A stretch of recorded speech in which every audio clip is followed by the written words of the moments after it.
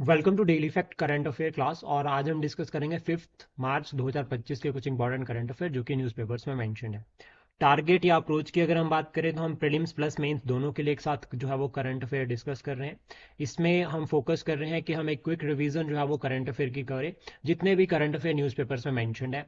अगर हम न्यूज़पेपर्स में बात करें तो द हिंदू और इंडियन एक्सप्रेस, जिनको हम फॉलो कर रहे हैं, प्लस साथ में हमारा फोकस गवर्नमेंट साइट्स की तरफ भी है। क्योंकि गवर्नमेंट साइट्स की अगर हम बात करें तो जो स्टैटिक करंट है ना, वो मैक्सिमम जो है वो करंट अफेयर अगर हम बात करें पेपर में, तो वो ना गवर्नमेंट सोर्सेज से ही पूछा जाता है। तो पीआईबी और ऑल इंडिया रेडियो जो है वो दोनों इंपॉर्टेंट सोर्सेज रहते हैं जब हम करंट अफेयर की बात करते हैं। प्लस अगर आप हमारे साथ लाइव क्लासेस में जुड़ना चाहते हैं तो आप हमें कांटेक्ट कर सकते हो ऑन टेलीग्राम। तो शुरुआत करते हैं। सबसे पहला जो टॉपिक है ना, उसके रिगार्डिंग जो हमारे प्राइम मिनिस्टर है उन्होंने भी बहुत कंसर्न रेज किया है, वो है ओबेसिटी। रिसेंटली जो है वो हमारे प्राइम मिनिस्टर ने इसके ऊपर जो है वो कंसर्न रेज किया, कंसर्न एक्सप्रेस किए। और उन्होंने कहा है लोगों को, एक रिक्वेस्ट की है लोगों से कि हेल्थी लाइफस्टाइल को जो है वो अडॉप्ट करें। हेल्थी लाइफस्टाइल जिसमें अगर हम बात करें योगा, मेडिटेशन और प्रॉपर डाइट जो है वो इंक्लूड होती है। Even we all are aspirants, तो हमारे लिए भी बहुत इंपॉर्टेंट रहता है कि हम कुछ ना कुछ जो है वो एक्सरसाइज, योगा, मेडिटेशन करें। क्योंकि जो जो भी हम पढ़ते हैं ना, वो हमें तभी रिटेन होगा जब हम एक प्रॉपर जो है वो मेंटल हेल्थ जो है वो हमारी बहुत स्ट्रांग रहेगी। हमें कंसेप्ट तभी लर्न होंगे प्रॉपर, और जल्दी लर्न होंगे जब हम जो है वो मेडिटेशन, योगा करेंगे। तो उसका बहुत पॉजिटिव जो है वो रिजल्ट मिलता है। और ओबिसिटी की अगर हम बात करें तो डब्ल्यूएचओ ने डिफाइन किया है कि एक एबनॉर्मल या फिर एक्सेसिव फैट एक्यूमुलेशन, ठीक है, जो कि बहुत ज़्यादा जो है वो हेल्थ रिस्क जो है वो लेकर आती है। Even national family health survey, जो ये सर दो साल का सर्वे था 2019-21 का, इसके अकॉर्डिंग ये कहा गया है कि 24% जो है वो इंडियन वुमेन जो है वो ओवरवेट है, और 22.9% जो है वो इंडियन मैन। तो मतलब महिलाएं जो है वो ज़्यादा ओवरवेट है as compare to man. Then उसके बाद लैंसेट ने भी कहा है, जिसकी वजह से पूरी की पूरी जो न्यूज़ बनती है, तो लैंसेट ने अभी रिसेंटली ये कहा कि 40% ऑफ द इंडियन वुमेन जो है ना इस टाइम पे, वो ओबेसिटी का शिकार है, और 12% मैन। इससे कि क्या क्या जो है वो रिस्क रह रहे हैं, तो देखो सबसे पहला तो इकोनॉमिक लॉस है। इकोनॉमिक लॉस, छोटा सा एग्जांपल, हम ना हेल्थ के ऊपर ज़्यादा एक्सपेंडिचर कर रहे हैं, दवाइयाँ लेने जा रहे हैं दूर दूर, ठीक है, तो उससे क्या हो रहा है कि वो इन्वेस्टमेंट कहीं हमें और करनी चाहिए थी, तो वो हेल्थ के ऊपर हो रही है। ठीक है, तो एक तरह से हम बता सकते हैं कि दूसरा, कार्डियोवैस्कुलर डिजीज इससे इंक्रीज हो रही है।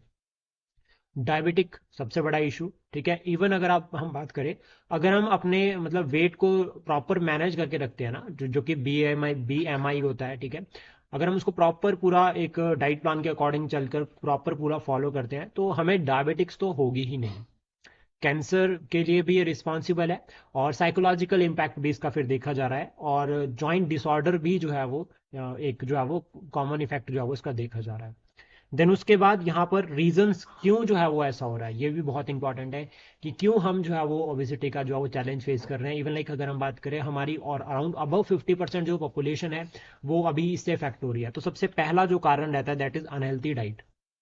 हम प्रॉपर डाइट नहीं ले रहे हैं, प्लस साथ में हमारी कोई फिजिकल एक्टिविटी नहीं है, ठीक है। अगर हम बात करें नॉर्मल, ये हम सभी को पता है कि वी आर एस्पिरेंट, हम कितने मतलब खुद के साथ तो हम पूरे ऑनेस्ट हैं। हमें पता है कि जस्ट लाइब्रेरी गए, पढ़ने बैठे, सीधा बस यही है। तो इससे हमें हमारी जो है वो हेल्थ के ऊपर काफ़ी इंपैक्ट पड़ता है। प्लस साथ में poor urban infrastructure. Urban areas में अगर हम बात करें तो अभी तो बिल्डिंग से बनते जा रही है, तो पार्क तो खत्म होते जा रहे हैं, पेड़ भी नहीं रहे, पार्क भी नहीं रहे, तो उसका इम्पैक्ट भी पड़ रहा है। एयर पोल्यूशन भी इसके लिए रिस्पॉन्सिबल है। और उसके बाद अगर हम बात करें सोशल इकोनॉमिक बैरियर्स, ठीक है, ये भी एक कारण रहता है, ठीक है, कि जिम नहीं जाना, ठीक है, गर्ल्स को अलाउ नहीं करना जिम जाने के लिए, बहुत सारे ऐसे सोसाइटी में ये फैक्टर रहता है, ठीक है। पेरेंट्स हमारे सबके बहुत अच्छे होते हैं, वो हमें कभी मना नहीं करते, लेकिन सोसाइटी होती है ना जो बस वो हमें रोकती रहती है। और फूड जो ट्रेंड है वो भी शिफ्ट हो गया है, जैसे अब परांठे भी जो है वो पैकेटों में पैक होके आते हैं, तो उसका भी एक इम्पैक्ट पड़ रहा है। फिर हम फास्ट फूड की तरफ ज़्यादा चल रहे हैं, जंक जो अब हम ज़्यादा खाएं, तो वो भी एक जो है वो रीज़न है। फिर इसमें गवर्नमेंट के क्या इनिशिएटिव्स है कि गवर्नमेंट ने क्या किया, तो जो है वो कंसेप्ट शुरू किए। तो पहला रहता है फिट इंडिया मूवमेंट। गवर्नमेंट ने एक फिट इंडिया मूवमेंट शुरू करी, जिसमें मैराथन वगैरह ऑर्गेनाइज की जा रही है। देन उसका ईट राइट मेला, ये भी सरकार ने शुरू किया था। पोषण अभियान 2, जिसमें जो वो प्रॉपर मील के बारे में जो वो कैंपेन्स, अवेयरनेस जो है वो स्प्रेड की जा रही है। इवन सरकार जो, अगर हम बात करें, पब्लिक डिस्ट्रीब्यूशन सिस्टम के थ्रू भी जो फैसिलिटीज प्रोवाइड कर रही है। देन उसका मिड डे मील स्कीम, ये जो है वो स्कूल्स में शुरू करी गई थी। यहाँ पर फिर प्रॉपर जो है वो बच्चों को दिन में जो है वो 8th क्लास तक जो है वो प्रॉपर जो मील प्रोवाइड की जा रही है। इसमें अभी रिसेंटली अगर हिमाचल सरकार की बात करें, तो उन्होंने कहा कि जो अंडे नहीं खाते उनको दूध मिलेगा और केला साथ में, और जो अंडे खाते हैं उनको अंडे मिलेंगे। साथ में ही आयुष होलिस्टिक सेंटर ये शुरू किए हैं एक तरह से, ताकि जो है वो लोगों को भी जो है वो इसमें इन्वॉल्व किया जाए, एनजीओ सेल्फ हेल्प ग्रुप्स को, और जो है वो प्रमोट किया जाए हेल्थी लाइफस्टाइल को। देन यहाँ पर वे फॉरवर्ड हमारी तरफ से क्या रह सकते हैं, तो देखो सबसे पहला वे फॉरवर्ड रहता है कि अवेयरनेस, पब्लिक अवेयरनेस बहुत जरूरी, और सेल्फ अवेयरनेस भी। तो सेल्फ अवेयरनेस और पब्लिक अवेयरनेस दोनों आप यहाँ पर लिख सकते हैं। हमें जो है वो डाइट को प्रॉपर जो है वो रेगुलेट करके रखना है, और प्रॉपर स्क्रीनिंग करनी है ओबेसिटी की भी। साथ में स्कूल बेस्ड इनिशिएटिव्स, वही कि मिड डे मील हो गया, या फिर स्कूल बेस्ड अवेयरनेस कैंपेन्स, ठीक है, बच्चों के लिए जो है वो छोटे छोटे चैप्टर्स होने चाहिए, ठीक है, एक्सरसाइज होनी चाहिए, ताकि वो प्रॉपर जो है वो उसको जो प्रॉपर जो है वो एनालाइज करे खुद को। और साथ में यहाँ पर न्यूट्रिशन जो है वो इंटरवेंशन की तरफ भी रिवैम्प किया गया है, मतलब फोकस किया जा रहा है। तो ये बहुत ज़्यादा जो है वो इंपॉर्टेंट रहेगा। देन उसके बाद नेक्स्ट रहेगा वर्ल्ड वाइल्ड लाइफ डे। ये बहुत, वर्ल्ड वाइल्ड लाइफ डे की अगर हम बात करें तो ये टॉपिक इसलिए इंपॉर्टेंट है क्योंकि ना यहाँ पे प्राइम मिनिस्टर ने कुछ इनिशिएटिव्स लिए, इसलिए हमारे लिए बहुत ज्यादा इंपॉर्टेंट है। तो देखो वर्ल्ड वाइल्ड लाइफ डे 3 मार्च को होता है, और थीम अगर हम बात करें तो wild life conservation finance, investing in people and planet, ये थीम है। और रिसेंटली अगर हम बात करें तो हमारे प्राइम मिनिस्टर ने 7th meeting of the national board for wild life ये अटेंड करी, कहां पर, गिर नेशनल पार्क। तो गिर नेशनल सॉरी जो गिर नेशनल पार्क है ये है गुजरात में। तो यहाँ पर 7th मीटिंग जो है वो national board for wild life की हुई। अब यहाँ पे हमारे प्राइम मिनिस्टर ने की अनाउंसमेंट की है, ये अनाउंसमेंट हमारे लिए बहुत ज्यादा इंपॉर्टेंट, डायरेक्ट जो है वो क्वेश्चन बन सकता है। और इस न्यूज का जो सोर्स है वो PIB है, यानी कि प्रेस इंफॉर्मेशन ब्यूरो। अब यहाँ पे सबसे पहले अगर हम बात करें तो नेशनल ग्रेट इंडियन बस्टर्ड, जो कि एक क्रिटिकली एंडेंजर्ड जो है वो स्पीशीज है, इसके कंजर्वेशन के लिए एक प्लान जो है वो सरकार ने लॉन्च किया है, नेशनल ग्रेट इंडियन बस्टर्ड। तो देखो हमें यह भी पता चल गया कि इसका IUCN कंजर्वेशन स्टेटस जो है वो क्रिटिकली एंडेंजर्ड है। साथ में घड़ियाल कंजर्वेशन प्लान जो है वो शुरू किया है सरकार ने। और घड़ियाल के लिए अगर हम बात करें तो चंबल जो सेंचुरी है वो बहुत ज्यादा फेमस है। प्लस साथ में थर्ड अगर हम बात करें तो centre for excellence in human animal conflict management, ये सेंटर कहां पर बनेगा, कोयम्बतूर कैंपस में। कोयम्बतूर कैंपस में ये जो है वो सेंटर बनेगा। देन उसका फोर्थ अगर हम बात करें तो फाउंडेशन स्टोन रखा है national referral centre for wild life in Junagadh. तो जूनागढ़ में जो है वो ये नेशनल रेफरल सेंटर का फॉर वाइल्ड लाइफ जो है वो इसका फाउंडेशन स्टोन प्राइम मिनिस्टर ने रखा। प्लस साथ में न्यू टास्क फोर्स बनाने की बात की गई यहाँ पे, जिससे जो है वो वाइल्ड लाइफ जो कंजर्वेशन है उसको प्रमोट किया जाएगा। एक्सपेंशन ऑफ प्रोजेक्ट चीता का एक्सपेंशन किया है। Gandhi Sagar wild life sanctuary एक ये हो गई, इसमें एक्सपेंशन कर दिया। दूसरा बानी ग्रासलैंड गुजरात में है, बहुत ज्यादा फेमस है, इसको अलग से पढ़ेंगे और बहुत इंपॉर्टेंट भी। स्ट्रेंथनिंग प्रोजेक्ट लाइन इसको भी स्ट्रेंथन करने की बात की है, और साथ में इसको एक्सटेंड भी किया है 10 साल के लिए। और अगर हम बात करें एशियाटिक लायन, तो गिर जो है वो एक नेचुरल साइट है एशिया में, और सबसे ज्यादा लायन भी जो है वो एशिया में ही है। देन उसके बाद रिवराइन डॉल्फिन्स एस्टिमेशन, ये पहली बार किया गया है, इनको काउंट किया गया कि कितनी है टोटल। तो अराउंड 6327 जो है वो डॉल्फिन्स है। और प्रोजेक्ट डॉल्फिन जो है वो हमने 2020 में शुरू किया था, प्रोजेक्ट डॉल्फिन। अब देखो प्रोजेक्ट चीता, प्रोजेक्ट लायन, ये भी आपको दोनों याद होने चाहिए। देन उसके बाद यहाँ पर जो है वो कम्युनिटी पार्टिसिपेशन को इंक्रीज करने की बात की गई है, और यहाँ पर एक एग्जाम्पल दिया गया है मलदहरी कम्युनिटी का। ये जो कम्युनिटी है ये लाइन कंजर्वेशन के लिए बहुत इंपॉर्टेंट है, मतलब ये कम्युनिटी जो है वो गिर रीजन में रहती है, गिर नेशनल पार्क वाले रीजन में रहती है, इसको भी अलग से पढ़ते हैं अभी। देखो सबसे पहले हम बात करते हैं बानी ग्रासलैंड के बारे में, जो कि गुजरात में है। ये लार्जेस्ट ग्रासलैंड है एशिया के, इसलिए बहुत इंपॉर्टेंट है। एग्जाम में मतलब पेपर में एक बार क्वेश्चन बन रखा है रिगार्डिंग कि बानी ग्रासलैंड कौन सी जो है वो स्टेट में है, तो ये गुजरात में है। ये एशिया के लार्जेस्ट ग्रासलैंड है। कहां पर लोकेटेड है, near run of Kutch. Ecologically के पॉइंट ऑफ व्यू से अगर हम बात करें कि यहाँ पर जो इकोसिस्टम है वो दो तरह का है, एक तो वेटलैंड इकोसिस्टम मतलब वाटर डोमिनेटेड रीजन, यहाँ पर आपको स्वैम्प देखने को मिलेंगे, और दूसरा ग्रासलैंड्स, यहाँ पर ग्रासलैंड्स। अब जहां पर ग्रासलैंड्स होते हैं ना तो वहां पे सवाना लाइक कंडीशन बन जाती है, सवाना लाइक क्लाइमेटिक कंडीशन। पहला तो ये पॉइंट हो गया। वेटलैंड की अगर हम बात करें ना यहाँ पे, तो मतलब बारिश बहुत ज्यादा हो रही है, और इस रीजन में बारिश अरेबियन सी जो ब्रांच होती है ना मॉनसून वाली, उसकी वजह से होती है। यहाँ पर फ्लोरा और फोना आपको रिच देखने को मिलेगी, और इसको रिजर्व फॉरेस्ट डिक्लेयर किया गया था 1955 में। प्लस एक पॉइंट आपको और याद रखना है कि Indian forest act 1927, Indian forest act 1927, ये ईयर बहुत इंपॉर्टेंट है, मैच द फॉलोइंग में HS में भी आ रखा है एक बार। तो ये जो इंडियन फॉरेस्ट एक्ट है इसके अंडर जो है वो इसको रिजर्व फॉरेस्ट जो वो डिक्लेयर किया गया था। अब हम मलदरीज की बात करें तो ये ट्राइबल हर्ट्समैन कम्युनिटी है जो कि बानी ग्रासलैंड में रहती है। गिर जो आपका नेशनल पार्क है वहां पर मेनली यहाँ मिलती है। ये इनिशियली ना नोमैड थे, मतलब इधर उधर घूमते रहते थे, लेकिन फिर उन्होंने सेटल्ड लाइफ शुरू कर दी और अभी इनका इकोसिस्टम को कंजर्वेशन में स्पेशली लायन, अगर लायन के बारे में बात करें तो बहुत ज्यादा इंपॉर्टेंट रोल रहता है। देन एक पॉइंट और आपको इसमें याद करके चलना है जो कि हम की नोट की तरह भी याद कर सकते हैं, that is national board for wild life conservation. ये एक स्टेटरी बोर्ड है जिसको बनाया गया है वाइल्ड लाइफ प्रोटेक्शन एक्ट 1972 के अंदर।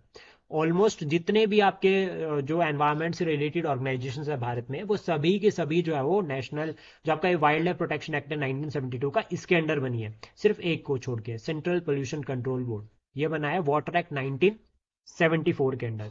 तो जो वाटर एक्ट जो है 1974 का, उसके अंडर बना है सेंट्रल पोल्यूशन कंट्रोल बोर्ड। जो ये national board for wild life conservation है, इसमें 47 मेंबर्स होते हैं और इसको हेड करता है प्राइम मिनिस्टर। प्राइम मिनिस्टर जो है वो इसके एक्स ऑफिसर चेयरमैन होते हैं। तो ये क्वेश्चन भी बन सकता है पेपर में कि जो national board for wild life conservation है उसका जो हेड होता है वो कौन होता है। देन उसके बाद मेंबर्स की अगर हम बात करें तो देखो यहाँ पे चीफ ऑफ डिफेंस स्टाफ होगा, डिफेंस सेक्रेटरी होगा, एक्सपेंडिचर सेक्रेटरी होगा, वाइल्ड लाइफ कंजर्वेशन ऑफिसर्स होंगे यहाँ पे, और एमिनेंट एनवायरमेंटलिस्ट, यहाँ पर ये याद रखना, इसको ही कर देना, एनवायरमेंटलिस्ट होंगे यहाँ पर, या फिर कंजर्वेशनलिस्ट भी हम इनको कह सकते हैं। प्लस इनका जो रोल है, ठीक है, अगर हम बात करें कि ये जो बोर्ड है इसका मेन काम नेचर और वाइल्ड लाइफ को कंजर्व करके रखना जो इसका मेन काम है। प्लस नेक्स्ट जो न्यूज रहेगी that is international mother language day. आजकल ये थर्ड लैंग्वेज को लेकर काफी कंट्रोवर्सी चल रही है। एक जो आप पढ़ोगे, एक ठीक है, एक मदर टंग होगी, एक आप हायर एजुकेशन वाली होगी लैंग्वेज, तो थर्ड लैंग्वेज कौन सी, तो इसको लेकर काफी न्यूज में चल रहा है। तो इंटरनेशनल मदर लैंग्वेज डे बहुत इंपॉर्टेंट हो जाता है, जो कि 21 जो है वो फैब को होता है। और ये जो प्रपोजल है ना कि जो आपका लैंग्वेज डे होना चाहिए मदर, ये बांग्लादेश ने रखा था और इसको अप्रूव यूनेस्को ने किया था। 1999 में अप्रूवल आया था और 2000 में जो है वो इसको, सॉरी 1999 में रेजोल्यूशन आया था और अप्रूव जो है वो यूनेस्को ने किया था 2000 में। और जिस दिन अप्रूव किया था वो 21 फरवरी था, तब से जो है वो इंटरनेशनल मदर लैंग्वेज डे जो मनाया जाता है। देन उसके बाद नेक्स्ट मोरारजी देसाई के बारे में पढ़ेंगे। यूनिक है और इंपॉर्टेंट भी है हमारे लिए बहुत। मोरारजी देसाई जो है वो फोर्थ प्राइम मिनिस्टर थे भारत के। 1977 से लेकर 79 तक जो है वो इन्होंने एज एन प्राइम मिनिस्टर सर्व किया। और कब किया है? सिक्स्थ जब लोकसभा थी, तो छठी लोकसभा के ये जो है वो प्राइम मिनिस्टर बने और fourth prime minister of India.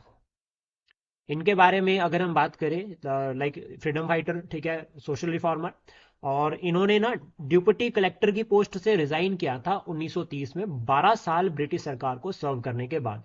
Then उसके बाद इन्होंने जब फ्रीडम स्ट्रगल को ज्वाइन किया तो इंडिविजुअल सत्याग्रह के टाइम पे इनको डिटेन किया गया था 1941 में। देन उसके बाद क्विट इंडिया मूवमेंट जब हुई थी 1942, तो वहां पर भी इनको अरेस्ट किया गया था। देन उसके बाद after freedom struggle commerce and industry minister बनते हैं 1956 में। और फिर उसके बाद इनके पास फाइनेंस पोर्टफोलियो भी रहता है 1958 में। फिर उसके बाद क्या होता है 1963 में ना ये वॉलेंट्री रिजाइन कर देते हैं और ये कहते हैं कि ग्रास रूट लेवल पर जो डेमोक्रेटिक मूवमेंट है मुझे उसको स्ट्रांग करना है, इसलिए मैं रिजाइन करता हूं। देन उसके बाद जब फर्स्ट एआरसी हुआ था, यानी कि एडमिनिस्ट्रेटिव रिफॉर्म कमीशन 1966, तो उसको हेड किया था इनको, उससे चेयरपर्सन भी जाओ मोरारजी देसाई थे, ठीक है। और फिर जब 1977 में, जब 1975-77 में जब इमरजेंसी लगी थी, तो उस टाइम पे जो है वो जनता सरकार को इन्होंने लीड किया था, जनता पार्टी को। और फिर जो है वो 1977 में जो है वो इन्होंने सरकार बनाई थी 2 साल के लिए। और इनके टाइम पे मोस्ट इंपॉर्टेंट अगर हम बात करें तो 44th अमेंडमेंट एक्ट आया था 1978 का, इनके टाइम पे ये लेकर आए थे। उसके बाद नेक्स्ट है 9th Oscar award, 97th Oscar award. ये जो है वो लॉस एंजल्स में जो है वो होस्ट हुए। और अगर हम बात करें बेस्ट फिल्म, तो अनोरा को जो है वो यहाँ पर बेस्ट फिल्म का जो है वो बेस्ट फिल्म के लिए ऑस्कर मिला है। और इसके जो डायरेक्टर है वो है सेन बेकर, ठीक है। और इवन बात करें तो 5 ऑस्कर इस बार ये मूवी लेकर गई है, जिसमें best film, best director, best actress और best original screenplay and best film editing, ये सभी जो है वो अनोरा को मिले हैं। देन उसके बाद यहाँ पे ये पूरी लिस्ट है, आप इसको लर्न कर सकते हैं, ठीक है। और पीडीएफ आपको मिल जाएगी क्लास ग्रुप में। और ये इंपॉर्टेंट रहते हैं, एटलीस्ट 2-3 तो हमें पता होना चाहिए, नाम हमें पता होना चाहिए कि कौन से मिले हैं। लेकिन हमारे लिए जो सबसे ज्यादा इंपॉर्टेंट है दैट इज कि भारत के पास कितने ऑस्कर आए हैं और ऑस्कर शुरू कब हुआ था। देखो ऑस्कर देना शुरू हुआ था 1929 में सबसे पहले, ठीक है। एक ग्लोबल फिल्म इंडस्ट्री लेवल पर दिए जाते हैं जो ग्लोबली बहुत अच्छा परफॉर्म करते हैं। तो इसमें अगर हम बात करें, ठीक है, कि किस किस को जो है वो भारतीयों में बात करें तो किस किस को मिल रखा है। तो सबसे पहले तो अगर हम बात करें तो 1983 में पहली बार किसी भारतीय को जो है वो ऑस्कर मिला, और इसमें अगर नाम आता है तो दैट इज भानु अथरिया, ठीक है। ये जो है वो बेस्ट कस्ट्यूम जो है वो डिजाइन के उसमें मिला था। देन उसके बाद अगर हम बात करें बेस्ट साउंड मिक्सिंग में जो है वो रेसुल पोकुर्ती को मिला था, ठीक है, 2009 में। उसके बाद ए आर रहमान को मिला था, ठीक है, ये जय हो के लिए मिला था, ओरिजिनल सॉन्ग 2009 का। फिर उसके बाद ए आर रहमान को अगेन मिला है, ठीक है, 2009 में ही। देन उसके बाद अगर हम बात करें जो अभी 2019 में जो है वो गुनीत मोंगा को मिला है, बेस्ट डॉक्यूमेंट्री रही है इनकी, एक शॉर्ट फिल्म थी। देन उसके बाद अभी लेटेस्ट अगर हम बात करें तो ट्रिपल आर वाला, ठीक है, जो आर आर आर मूवी है, इसका एक सॉन्ग था ना नाटू नाटू, उसके लिए मिला है। तो रामचरण गए थे लेने के लिए नंगे पाँव, तो वो वैसे याद रखना। देन उसके बाद agri tourism in India, Himachal point of view से ये है हमारे लिए करंट टॉपिक। हिमाचल प्रदेश सरकार ने अभी रिसेंटली ये टारगेट किया है कि हम प्रमोट करेंगे एग्री टूरिज्म। इसको बहुत ध्यान से सुनना और इसको नोट करना और इसको लिखना इसके ऊपर। फिर ये टॉपिक है आपके लिए एग्री टूरिज्म हिमाचल में, कि इसको कैसे जो अब हम कवर कर सकते हैं। तो देखो हिमाचल प्रदेश सरकार अभी प्रमोट कर रही है एग्री टूरिज्म। हमारे यहाँ पर तो टूरिज्म का जो शेयर है जीडीपी में, स्टेट जीडीपी में, वो 7% है, ठीक है। और डेफिनेशन अगर हम बात करें तो ये ना कमर्शियल एक तरह से जो है वो फॉर्म है एग्रीकल्चर प्लस टूरिज्म की। यानी कि हम यहाँ पर क्या कर रहे हैं, कनेक्ट कर रहे हैं एग्रीकल्चर को टूरिज्म के साथ, ताकि यहां पर हम क्या करें कि अगर कोई लाइक कोई फार्म है, ठीक है, किसी ने कोई फार्म लगाया, उसको देखने के लिए लोग आए, तो दैट इज एग्री टूरिज्म। अब यहां पर फिर क्या फोकस किया जा रहा है कि विजिटर्स को अट्रैक्ट करना, ठीक है, कि वो फार्म्स को विजिट करे। अब कोई फार्म को विजिट क्यों करेगा? पहला कारण रह सकता है कि एजुकेशन, ठीक है, कि बहुत सारा एक स्कूल ग्रुप आया और वो किसी फार्म को देखने के लिए गया, ठीक है, तो ये हो गया पहला point. Second, research and activities के लिए, लाइक स्कॉलर्स हो गए, पीएचडी या फिर मास्टर्स वाले, तो वो किसी फार्म को विजिट कर रहे हैं, ठीक है। एंटरटेनमेंट के पॉइंट ऑफ व्यू से अगर हम बात करें तो जैसे कि चाय के बाग हो गए, चाय के फार्म हो गए, तो वहां पर क्या है, फिर शूटिंग हो रही है, तो वो भी एक तरह से एंटरटेनमेंट पर्पज से जो टूरिज्म जो है वो एग्रीकल्चर से लिंक करता है। अब इसके बेनिफिट क्या रहते हैं? तो बेनिफिट सबसे पहला तो यह है कि हिमाचल प्रदेश में अगर हम बात करें तो शहरी एरिया कम है, ग्रामीण एरिया ज्यादा है, यानी कि रूरल एरिया ज्यादा है। तो ये रूरल इकोनॉमी को बूस्ट करेगा, ठीक है। लोगों के पास जो है वो एम्प्लॉयमेंट अपॉर्चुनिटीज होंगी, तो ये फायदा रहेगा। फिर उससे क्या है कि यहाँ से सस्टेनेबल टूरिज्म भी प्रमोट होता है।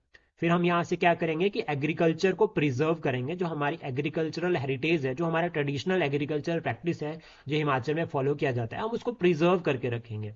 रिसर्च और डेवलपमेंट प्रमोट होगी, ठीक है। और इवन रिसर्च और डेवलपमेंट जो है ना, ये मल्टी एंगल पर प्रमोट होगी, एक एंगल नहीं फॉलो करेंगे, फिर हम मल्टी एंगल पर चलेंगे। जैसे आज के टाइम पे अगर हम बात करें कि कोई लोग जो है वो टमाटर प्याज वगैरह टमाटर वगैरह लगाते हैं, शिमला मिर्च, ठीक है, तो अब वो साथ में क्या कर रहे हैं, वो साथ में कीवी भी लगा रहे हैं, तो मतलब ताकि एक लॉन्ग टर्म जो है वो मल्टीपर्पज वाला जो मिक्स फार्मिंग को प्रमोट किया जाए, तो उससे हेल्प रहेगी। प्लस साथ में एक सोशल कैपिटल भी यहाँ से बिल्ड होगी। इसमें गवर्नमेंट के इनिशिएटिव्स भी बात करेंगे हम कि गवर्नमेंट के क्या क्या इनिशिएटिव है, लेकिन आपको एक पॉइंट और याद रखना है कि एग्री टूरिज्म का जो सबसे पहले इनिशिएटिव लिया था वो महाराष्ट्र सरकार ने लिया था 2005 में। तो महाराष्ट्र सरकार पहली सरकार थी जिसने जो है वो क्या शुरू किया, एग्री टूरिज्म को। और गवर्नमेंट के इनिशिएटिव से अगर हम बात करें यहाँ पे तो स्वदेश दर्शन स्कीम गवर्नमेंट ने शुरू करी, देखो अपना देश, आप लिंक कर सकते हैं, क्योंकि ग्रामीण एरिया में भी देश ही है, ठीक है। इंडिया की डेफिनेशन अगर हम बात करते हैं तो एक छोटा सा स्कूल भी देश का पार्ट है, तो वो भी देश है। आत्मनिर्भर भारत अभियान, आत्मनिर्भर को कैसे लिंक कर सकते हैं, क्योंकि देखो अगर आप सेल्फ एंटरप्रेन्योर हो रहे हो तो आप कोई स्टार्टअप शुरू करोगे तो दैट इज आत्मनिर्भर भारत। फिर आपने कीवी का अगर कोई प्लांट लगाया, वहां पर रिसर्च एंड एक्टिविटी शुरू हो गई, तो ये आपको हेल्प करेगा और ये टूरिज्म को भी बूस्ट करेगा।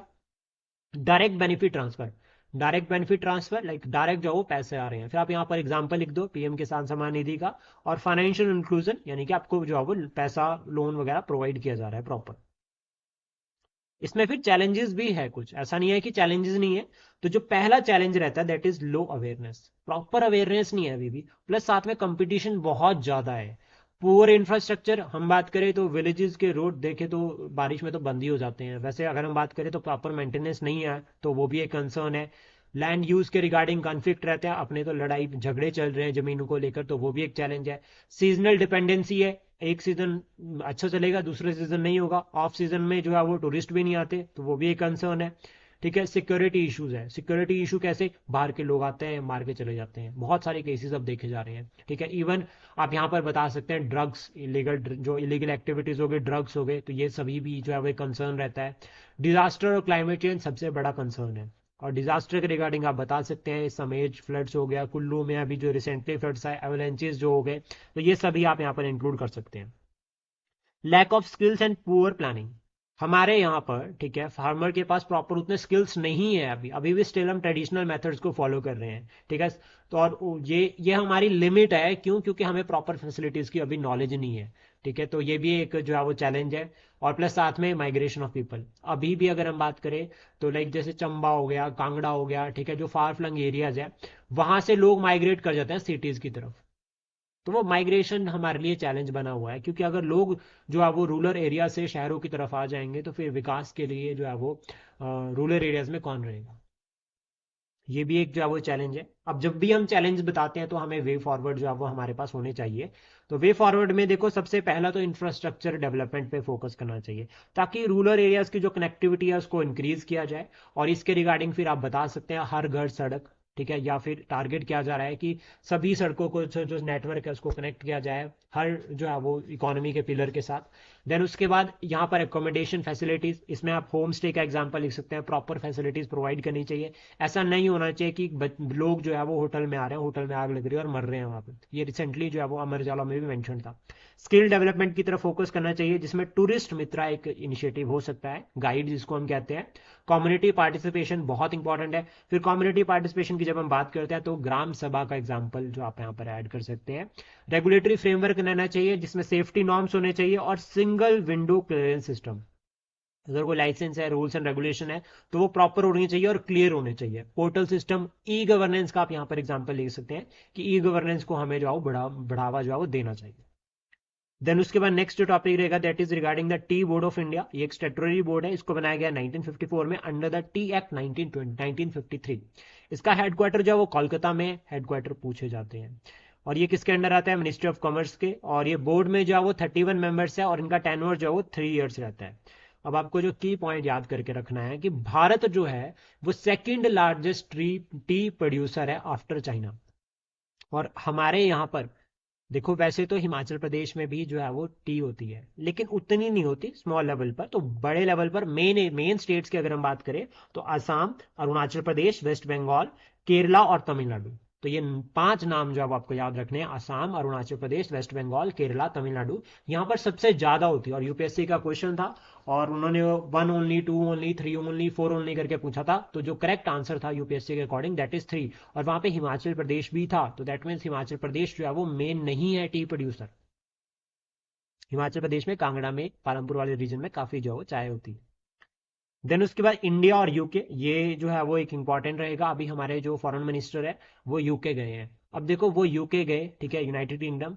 तो अभी 3-4 दिन ये टॉपिक न्यूज में चलेगा और बहुत सारे हमें एडिटोरियल भी इसके रिगार्डिंग मिलेंगे। तो हमें क्या करना है ना, अभी हमें सिर्फ ये समझना है कि हम इस टॉपिक को पढ़ेंगे कैसे। फिर हम नेक्स्ट जो हमारी क्लास होगी, ठीक है, उसमें हम इसको डिटेल में एनालाइज कर सकते हैं। तो इंडिया और यूके की अगर हम बात करें तो हमारे जो एक्सटर्नल अफेयर मिनिस्टर है एस जयशंकर जी, वो अभी यूके गए। तो अभी यहाँ पर फोकस किया जा रहा है कौन कौन से जो है वो एंगल्स हम देख रहे हैं यहाँ पे। तो सबसे पहला तो बायलेटरल टाइज को और इंक्रीज करेंगे, इकोनॉमिक एंगेजमेंट जिसमें फ्री ट्रेड पॉलिसी के ऊपर जो बात की जा सकती है, कल्चरल कॉपरेशन की यहाँ पे बात की जा रही है, पीपल टू पीपल कनेक्टिविटी। और इंडिया और यूके के बीच में एक डिफेंस एक्सरसाइज होती है दैट इज अजय वॉरियर। ये मिलिट्री एक्सरसाइज है जो आपको याद रखनी है। तो ये हमारे कुछ करंट अफेयर थे आज के। आई होप ये कंटेंट आपको अच्छा लगा हो। Thank you, please support channel, subscribe daily.